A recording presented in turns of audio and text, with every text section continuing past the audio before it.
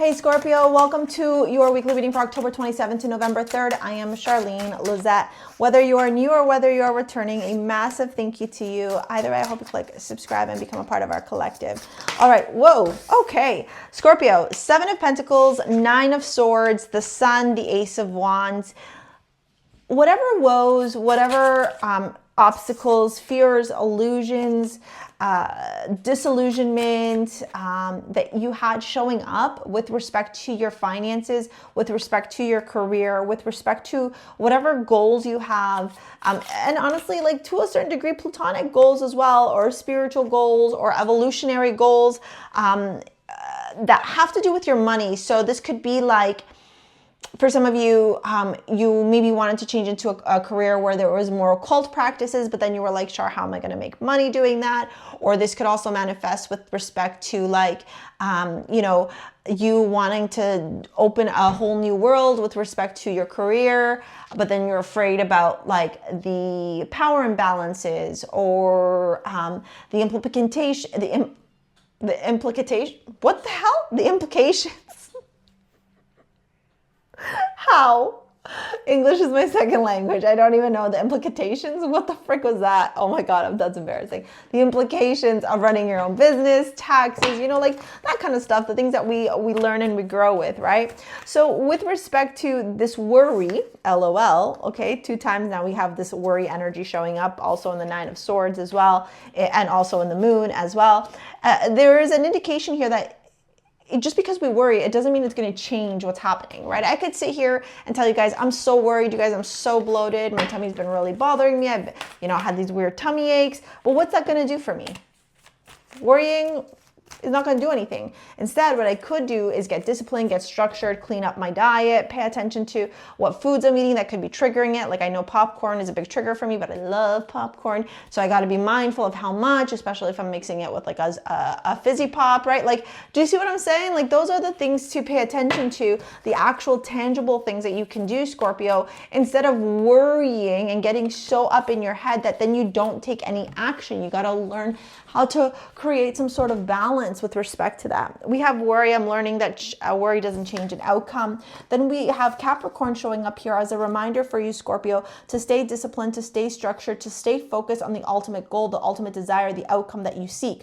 The golden children, inner temple, or inner child, tenderness, innocence, rare gifts. And then we have the 7 of Pentacles, the 9 of Swords, the Sun, Ace of Wands, which I really love this combination here together, the Moon, the Emperor, and the Hangman.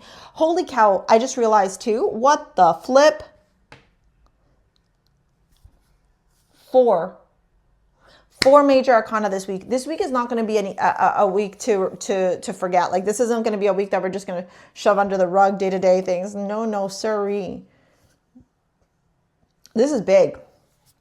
The 7 of Pentacles to the 9 of Swords here indicates, you know, stress, worry, maybe you've planted some seeds and you're lacking a little bit of patience, or you're feeling like the fruits of your labor aren't paying off, but you have the Sun and the Ace of Wands, which I think is just so fabulous on so many different levels, because it is indicative of the success that is ultimately going to be yours. And I think you're going to see the success show up this week. I don't think the success is like 6 months down the road, a year down the road. I think if you keep positive mindset, you keep focused, you keep, you know, with your mind, your head straight, okay, for lack of a better term, you're going to see the success here with respect to your ultimate goals, your ultimate desires. The Moon, the Emperor, and the Hanged Man, all reminding you here that when you learn to break free from the fears, the anxiety, the illusions, you get to take control over your life. The Emperor, you know, might be stoic, might be a little bit controlling, you know, might not necessarily open themselves up emotionally, okay, but man, do they know how to handle their empire. And with the Hanged Man, you know, there's a moment here of introspection, of self-reflection, of asking yourself, like, you know, where am I stoic, but then allowing these internal fears to eat at me? Where am I pragmatic, disciplined, and structured, but also giving my power up to these illusions?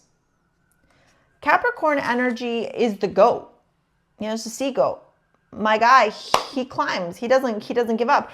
He's not busy worrying because he's too busy focused on his ultimate desire. You know, if you watch, what the frick is that show? with Sylvester Stallone, Tulsa King. I don't remember what episode it was, but we were watching it and I really loved what he said, because he basically alluded to the fact that, you know, you don't get what you think you deserve. You get what you believe you're worthy of receiving.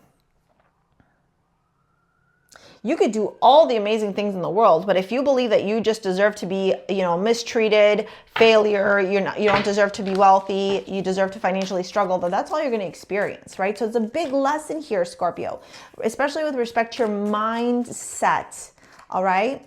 Now, we got a lot of planets also happening in your sign, right? We also have, oh my God, we're in Scorpio season. Happy birthday. How did I forget that? I'm so sorry. My bad, yo. So like, remember, the universe is favoring you right now. You got a little bit of extra horseshoes up your wazoo. Okay, lean in. Love that. King of Cups, Four of Wands, Ace of Cups in your love life. The King of Cups here with the Four of Swords, the Four of Wands, the Five of Wands, and then the Ace of Cups to the Six of Wands. Dude, in your love life, my advice to you here is to ask yourself what truly brings you joy, peace, ease, bliss, and happiness. Mercury is stationing retrograde on the 9th. We are in the shadow period of Mercury retrograde right now. So I would say to you, you know, if you're just starting to talk to somebody right now, keep talking to them.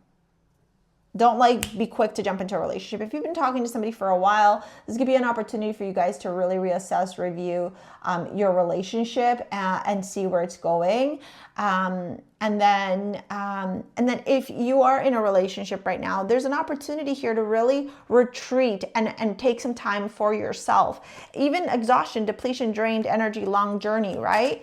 You could have been traveling, or you and your partner could, and you guys might need to spend some time together to rebuild your connection. If you're single like a Pringle, devote time to yourself. I wouldn't be devoting a lot of time to outward partnerships, maybe getting to know people, socialization, whatever, that kind of stuff. But I wouldn't be like, this is my time to like go get into a relationship, especially as Mercury enters retrograde, okay? Like I said, if you've been talking to somebody for a while, it's a different situation. But if it's like a brand new, you go out to the bar for your birthday, you meet somebody hot, take their number, talk to them, let Mercury continue on, because as Mercury stations out of retrograde, goes direct, and then the things start moving, especially Neptune right now in Pisces, you know, give it some time, and we're not in a rush. 2025 isn't necessarily like a year to like launch any new relationships. You know, it's more of a year of like getting to know people, getting to know you. Five of Wands, Four of Wands, and stress here, tension, arguments. Yeah, I can see that. You know, and the Six of Wands, apology, forgiveness, return, sorry, Ace of Cups. Yeah, so like I said, you know, this is a time here to really be committed to yourself, and through the commitment for yourself, your relationships are either going to flourish and continue, or your relationships, you're going to see they're just going to shut down. Either way, lean in, right? Because rejection is redirection. The universe always has your back. If you want to book a session, you want to work with me in any capacity, it's down in the description box below. Come join me on Wednesday the 29th for a free webinar. It's called the Quantum Wealth Activation Webinar. If you sign up to my mailing list, you're going to get access, a link to join it, okay? And here is your quarterly reading to help you navigate the last few months of 2025. Thank you so much. We'll see you later, alligators. Peace out. Bye.